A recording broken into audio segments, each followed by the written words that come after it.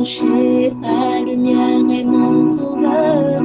Je ne crains rien.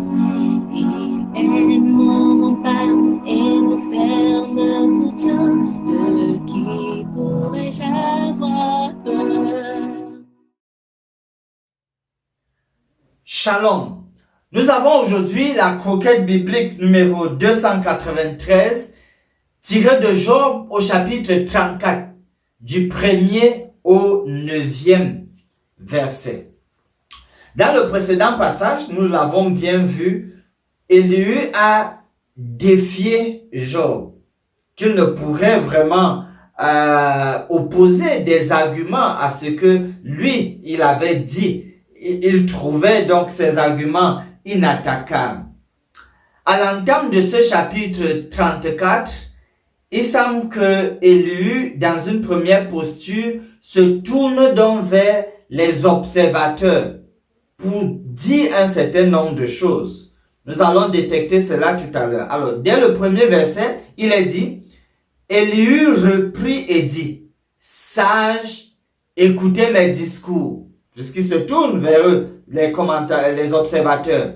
Vous qui êtes intelligents, prêtez-moi l'oreille, car l'oreille discerne les paroles, comme le palais savoure les aliments. Choisissons ce qui est juste, voyons entre nous ce qui est bon.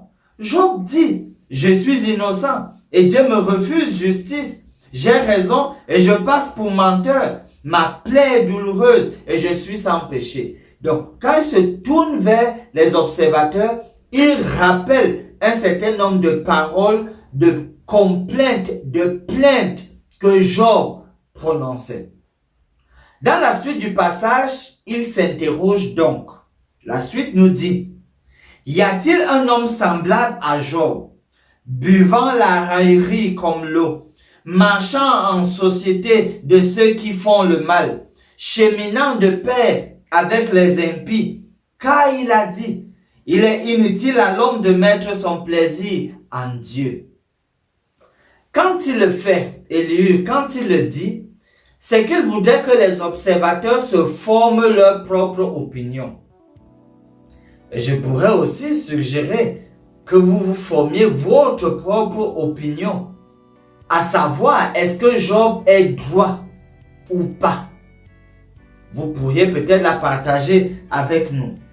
Dans tous les cas, soyons quand même conscients du fait que le genre d'attitude à croire qu'on peut lire les pensées des gens et les catégoriser et les juger, ce n'est pas une attitude à encourager.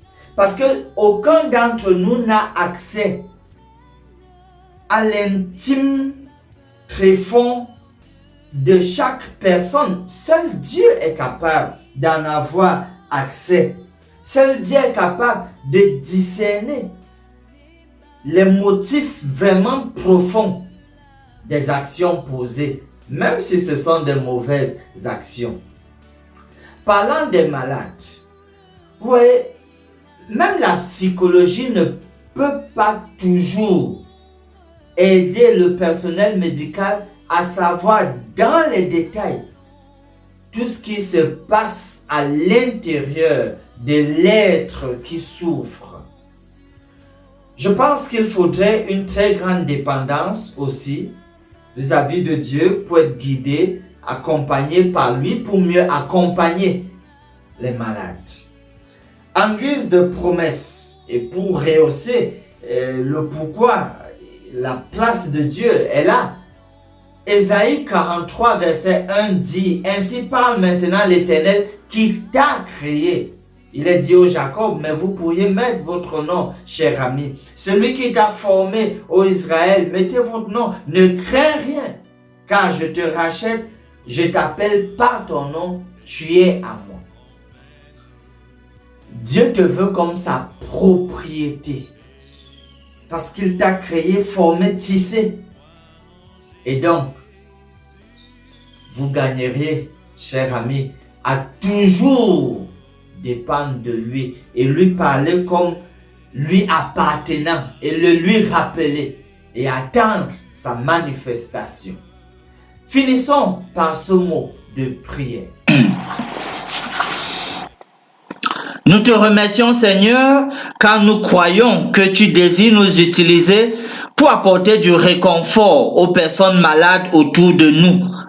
Toi-même, aide-nous dans cet apprentissage. Remplis nos cœurs d'amour et donne-nous un esprit bien disposé et un cœur réceptif. Tiens-nous par la main et utilise-nous comme tes puissants instruments. Puisse le fruit être à la gloire de ton nom. Nous te le demandons au nom de Jésus. Amen.